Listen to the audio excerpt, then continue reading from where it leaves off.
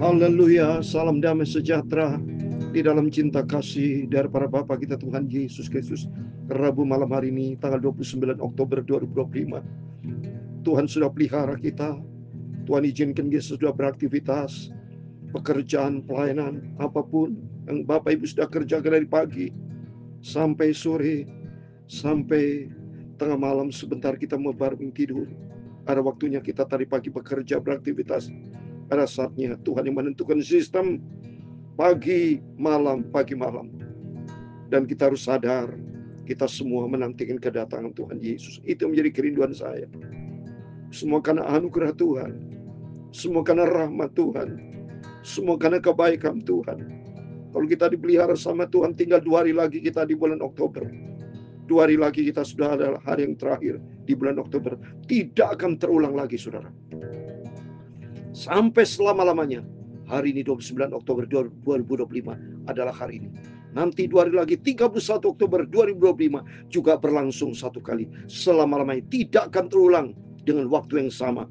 31 Oktober 2025. Bulan depan, tahun yang berbeda. Bulan depan bukan bulan Oktober. Bulan depan sudah November. Bahkan menjelang tentang Natal bulan Desember. Itu saya Pastor Yakob Rahmat akan menyanyikan, oh besar anugerah-Mu Tuhan. Kalau hidup ini tanpa anugerah Tuhan kita hancur binasa. Hidup tidak ada arti apa-apa tanpa Yesus. Kita berterima kasih, kita hargaikan kebaikan Tuhan. Agar anugerah Tuhan keselamatan yang tidak bisa kita bayar, tidak bisa kita beli dengan berapa banyak uangnya, tidak bisa terima anugerah keselamatan yang Tuhan berikan buat kita. Oh besar anugerah-Mu Yesus, haleluya. Oh besar kasih-Mu Yesus, haleluya. Tak terhitung, tak terhingga kasih-Nya, oh haleluya. Oh besarlah kasih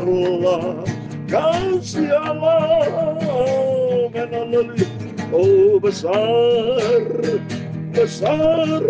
anugerah Tuhan Yesus, haleluya.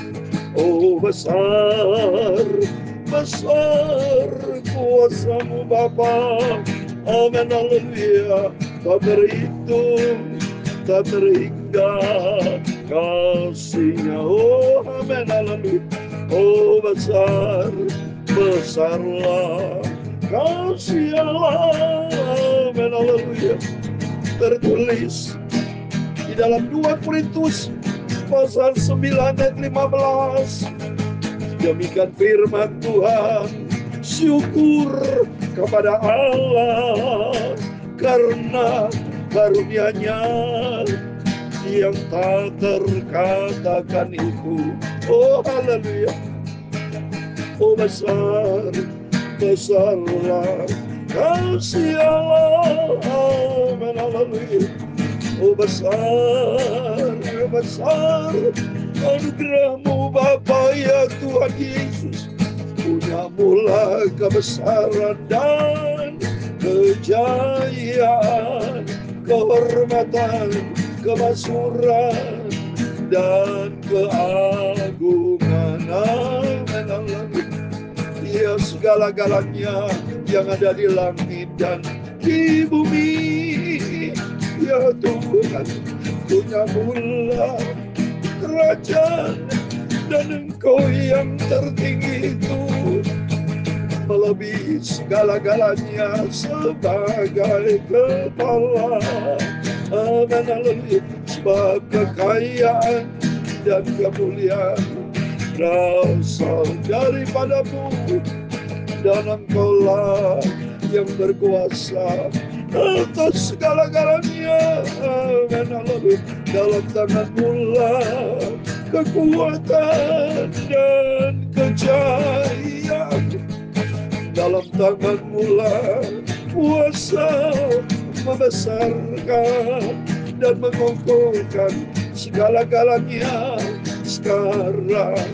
Ya Allah kami, haleluya, kami bersyukur kepada-Mu dan memuji nama-Mu yang agung itu. Haleluya. Aku cinta Engkau Yesus. Aku cinta Engkau Bapa. Tiada Tuhan yang sempurna seperti Engkau. Haleluya. Malam hari ini Bapa, aku mau baca firman-Mu Bapa. Sucikanlah mulutku, pikiran dan hatiku. Terima kasih Bapa. Ampuni Bapa semua segala dosaku, kesalahanku. Aku akui aku orang berdosa. Haleluya. Tidak ada kebenaran yang ada dalam hidupku. Oh haleluya. Selain hanya Tuhan Yesus Kristus. Oh besar, besar anugerah-Mu Bapa yang sekian lama. Oh besar, besar karena kuasa-Mu Bapa. Haleluya. Tak teringat kasih-Nya. Oh haleluya. Oh besar, besarlah kasih Allah. Amin haleluya. Oh besar, besarlah kasih Tuhan Yesus. Amin.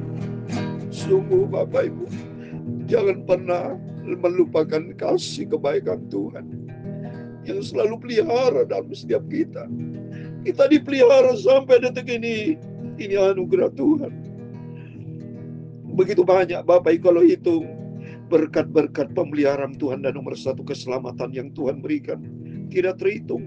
Sungguh amat banyak, tak terhitung, tak terhingga kuasa-Mu Tuhan.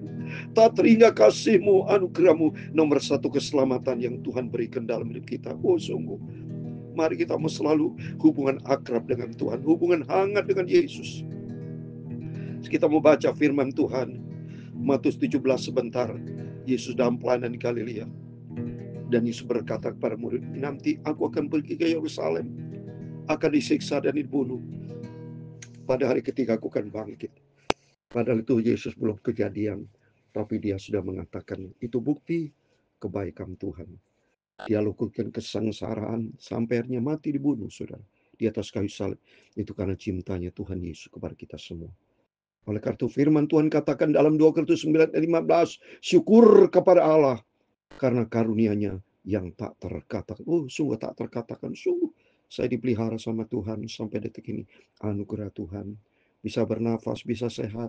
Saya bisa main gitar, bisa baca Alkitab, bisa terus memberikan firman Tuhan kepada Bapak Ibu Saudara semua melalui YouTube.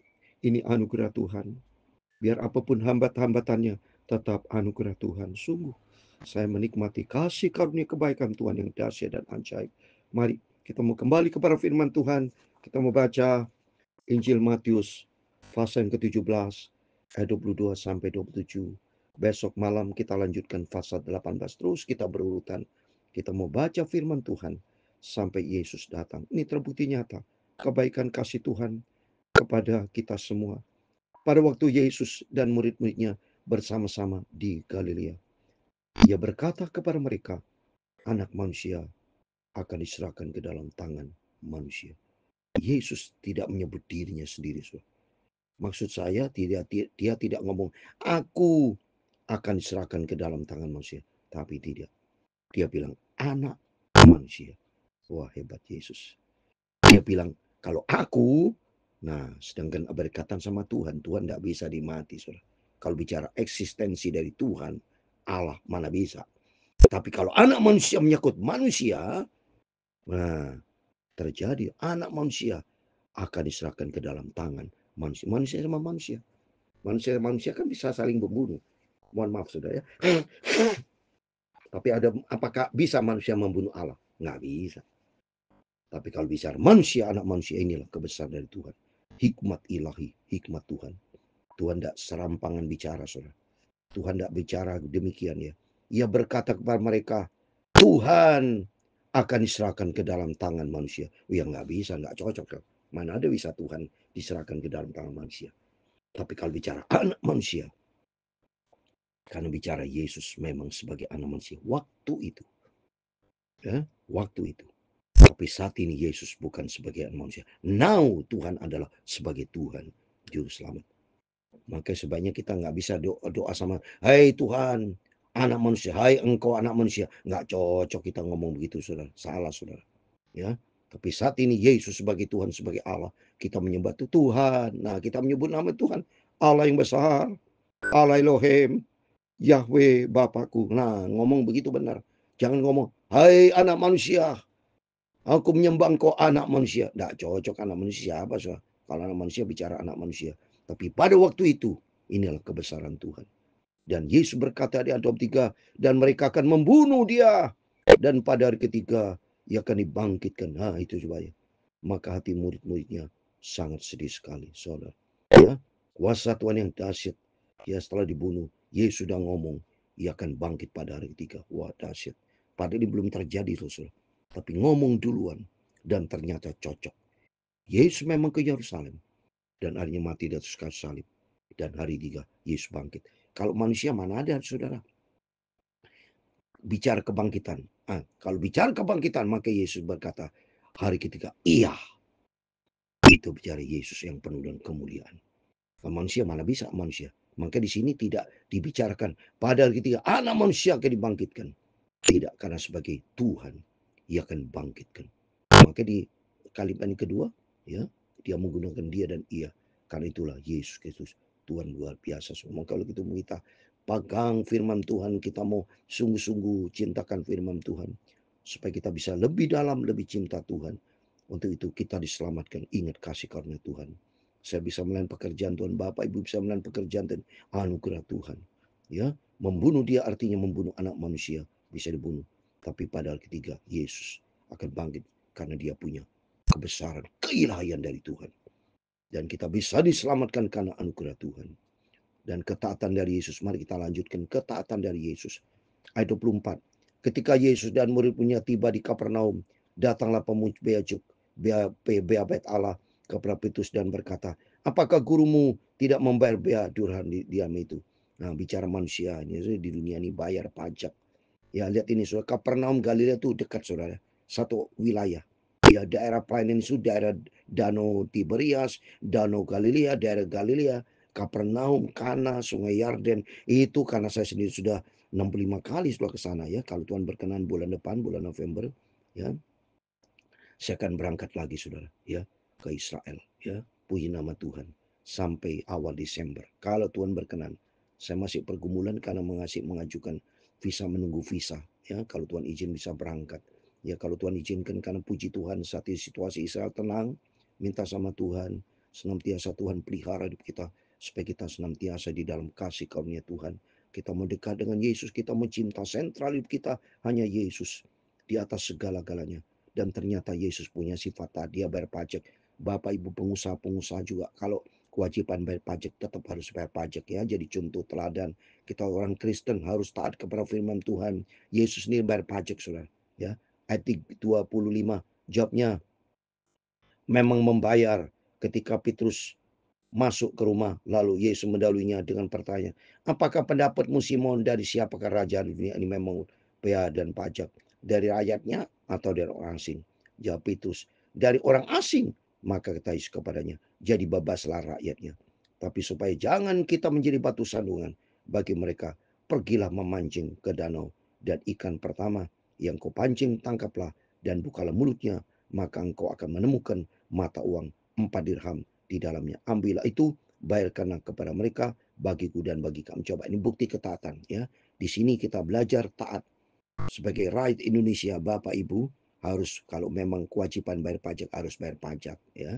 Untuk itu mari di sini bicara tentang Yesus, ketaatan hidup Yesus kepada aturan-aturan pemerintah.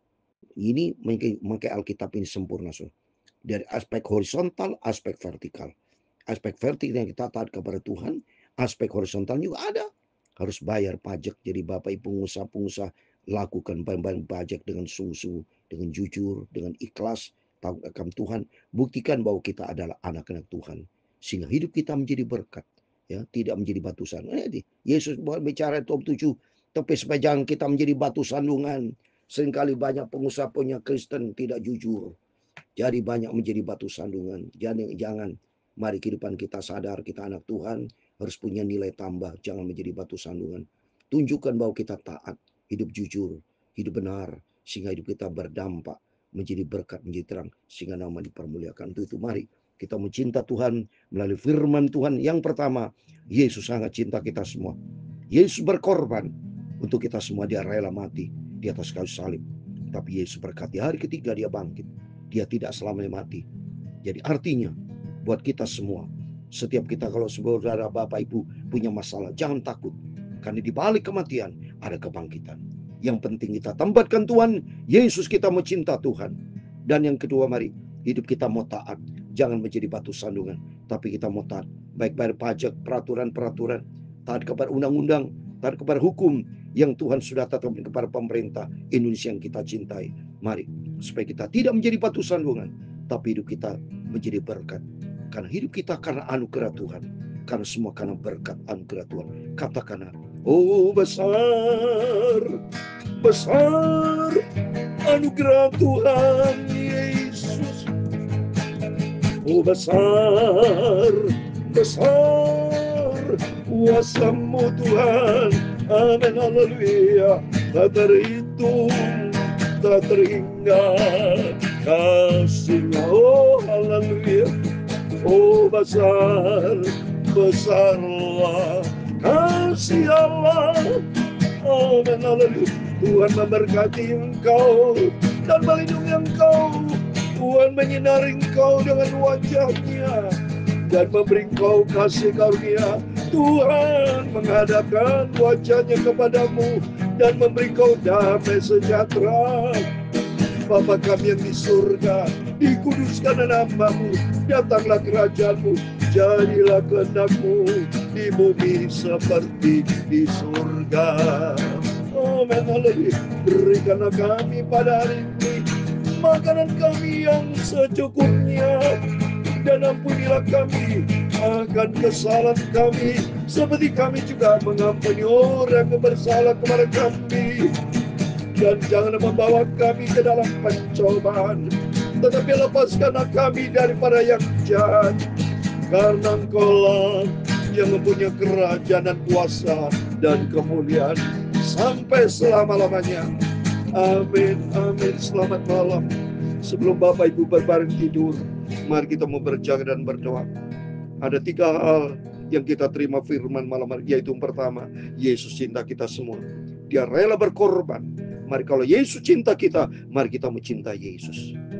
Dan kedua, belajar kita untuk taat. Untuk taat kepada firman Tuhan.